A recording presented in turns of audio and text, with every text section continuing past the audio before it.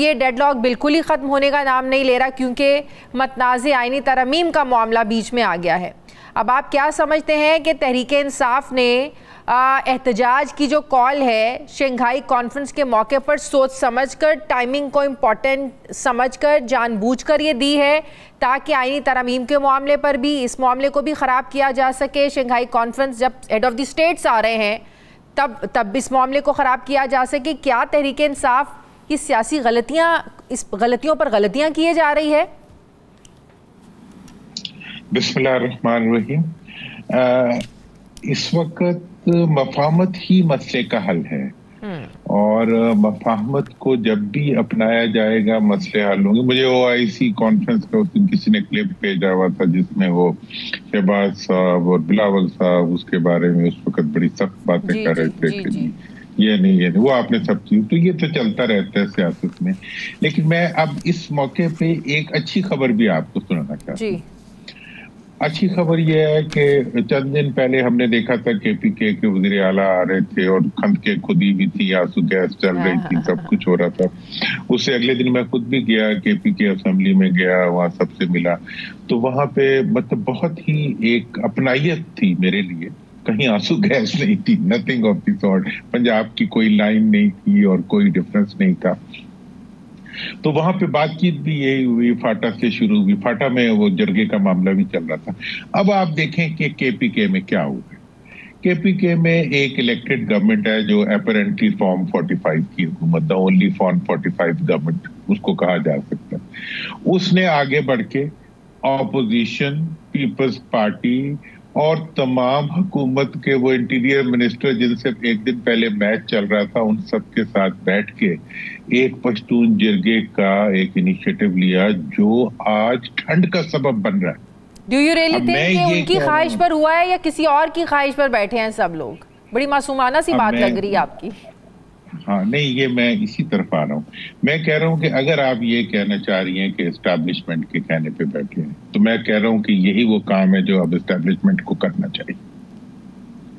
कि आप अगर वो खुद बैठे हैं तब भी उन्हें यही कुछ करना चाहिए, अगर PTI वालों ने बिठाया है तब भी यही कुछ करना चाहिए, अगर एस्टैब्लिशमेंट ने बिठाया तब भी यही कुछ करना है। इस वक्त जो अगर मैं आप, क्योंकि मेरा एक पहले से मतलब कंसिडर्ड व्यू पॉइंट है, मैं समझता हूं कि फॉर्म 45 की हुकूमतें बनते ही स्टेबिलिटी आ जाएगी मुल्क में। इसलिए KPK में एक नुमाइंदा हुकूमत है, नुमाइंदा हुकूमत को एस्टैब्लिशमेंट ने कहा, हुकूमत ने कहा, इंटीरियर मिनिस्ट्री ने कहा, वजीर आजम ने कहा, जिसने मर्जी गवर्नर ने कहा, उन्होंने एक इनिशिएटिव लिया, चारों ने इकट्ठे बैठ के फोटो बनाई और उसके बाद वो अमल शुरू हो गया। उसके लिए तो फिर वेट करना पड़ेगा ना उस फैसले का कि पता चले फॉर्म 45 वाली हुकूमत बैठी है या फॉर्म 47 वाली बैठी है। फिर तो सारे काम एक साइड पर लगा दें, फिर इस चीज का इंतजार कर लेते हैं, फिर मफाहमत की तरफ आगे बढ़ते हैं। मैं उसी की एक उसकी वो बता रहा हूँ, सीन बता रहा हूँ। KPK के अंदर अगर जहां पे बंदूकें और गोलियां चल रही थी, अगर वहां पे मफाहमत हो सकती है तो मरकज में क्यों नहीं हो सकती? चले 47 वाले बैठे हुए हैं तो अब तरमीम के ऊपर भी तो बातें कर रहे हैं ना आपस में, तो क्यों नहीं मफाहमत की बात कर लेते? क्यों नहीं सारे बैठ के ये कहते कि जी SCO, मैंने तो तजवीज भी यही दी थी, आपको पता है कि SCO कॉन्फ्रेंस तक तमाम तरमीम के इश्यूज जो हटा दें। और मेरा आज भी ये ख्याल है कि इस वक्त अगर KPK में मफाहमत इन एक्शन आ सकती है, ये really it's a real form of ये मफाहमत इन एक्शन। अब दैट वाज आइडियल पिक्चर, बड़ी आइडियल सी पिक्चर लग रही थी इस सिचुएशन में जो चल रहा है पाकिस्तान में। हाँ बिल्कुल, देखें कितनी आइडियल, और यही आइडियल पिक्चर क्या इस्लामाबाद में नहीं बन सकती? बन सकती है। अभी भी देखें, अगर उसके अंदर एक कमेटी रूम के अंदर बनी हुई है तो पब्लिक के सामने क्यों नहीं बन सकती? आपने आईनी तरमीम करनी है तो कुछ, चलो आपका मैंडेट है या नहीं है इसको एक साइड पे रखते हैं, उसका प्रोसेस शुरू करें।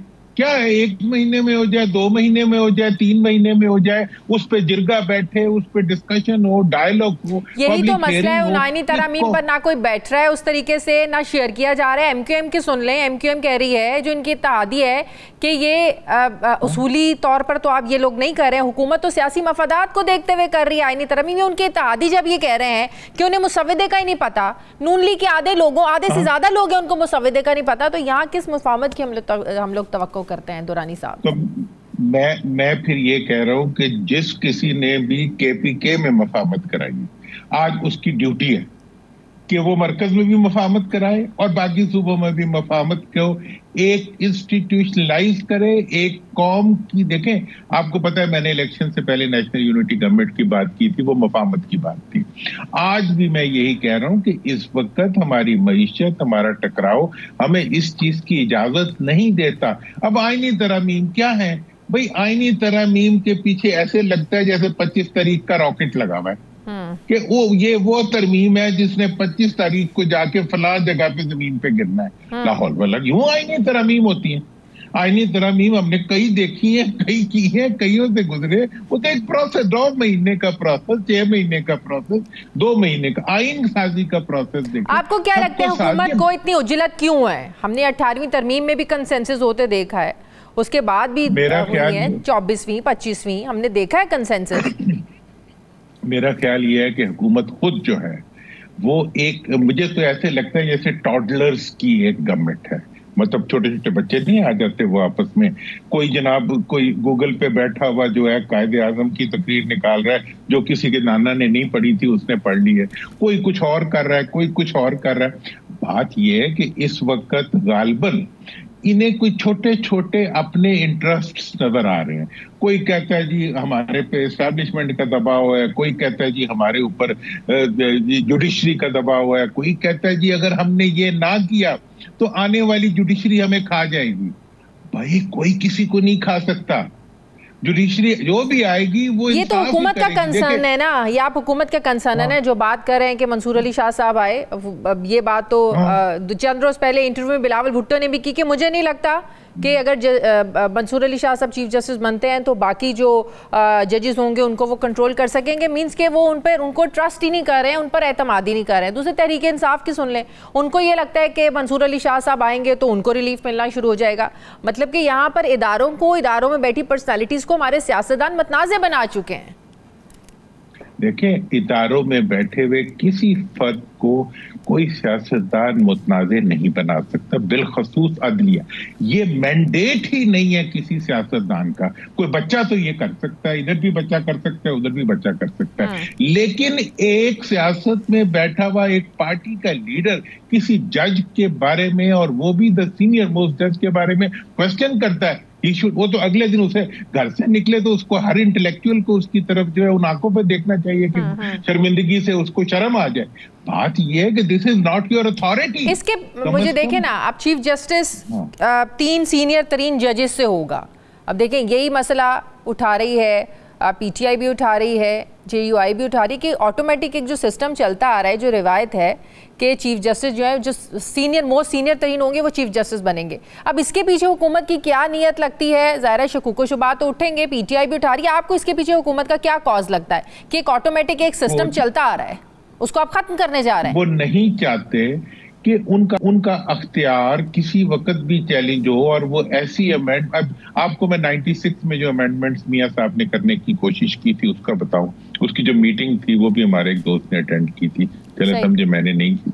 वो ये कहते थे कि जी ये अख्तियार प्राइम मिनिस्टर के पास होना चाहिए कि वो जब चाहे आइन में अमेंडमेंट कर सकते, तब मैं आपसे वादा करूंगा कि मैं डिलीवर कर सकूं ये। और वो अमीरुल मोमिनीन का जिसको नाम दिया गया, मतलब ये है कि ये वो ख्वाहिशें हैं, हजारों ख्वाहिशें ऐसी कि हर ख्वाहिश पे दम निकले। सही। तो इनके दम तो निकलते ही इनके मफाद की ख्वाहिश भी है, और मफाद की ख्वाहिश के साथ ही निकलते हैं। इन्हें वो अदालतें चाहिए जिन्हें जिंदा खड़ी हुई बिल्डिंग, और आज किसी को फर्क भी नहीं पड़ता कि लोटों के वोट से आप आईनी तरमीम करवा लें। आज वो भी नहीं, लोटों की सियासत को भी आप हम देखेंगे परवान चढ़ता हुआ। 63A जो रिवर्स हुआ है, आप देखें कि बिलावल साहब का कॉन्फिडेंस देखें कि अगर मौलाना ना भी माने हमारे नंबर्स पूरे हैं।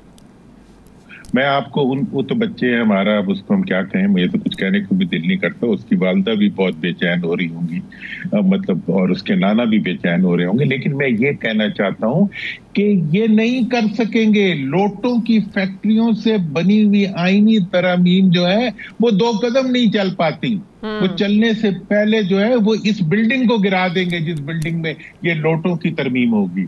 ये नहीं समझते, तारीख का पहिया जब आगे चला जाता है उसको पीछे धकेलना इतना। आज जुडिशरी के जो हकूक ये छीनना चाह रहे हैं और उनको दोबारा वही जुडिशरी बनाना चाह रहे हैं जो पुराने जमाने में थी, नहीं बना सकेंगे। जुडिशरी खुद रेजिस्ट करेगी, हर इदारा रेजिस्ट। लेकिन इसमें कोई शक भी नहीं है कि अदालती इस्लाहात की जरूरत है, इसे कोई भी इनकार नहीं करता। मेरा ये ख्याल है कि अदालती इस्लाहात की जरूरत है। मेरी खुद आईनी तरामीम 3 तैयार पड़ी हुई है, जो मैं चाहता हूँ कि जो बल्दियाती, सूबाई और कौमी इंतखाबात बैक वक्त हो और इंतखाबात के अंदर धांधली के इम्कानात को कम किया जाए।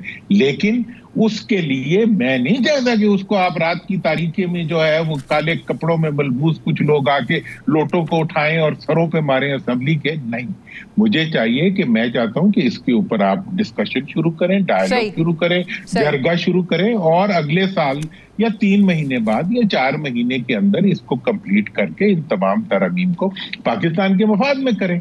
लेकिन ये अगर आप सोचते हैं कि इन तरमीम के जरिए आपकी बादशाहत कायम हो जाएगी तो भूल जाएं इसको। और मैं वाकई कह रहा हूं, भूल जाएं। और केपीके में जो कुछ हो रहा है वही नीचे आएगा। इसी तरह मफाहमत होगी और इसी तरह आगे चलेगा। बहुत शुक्रिया।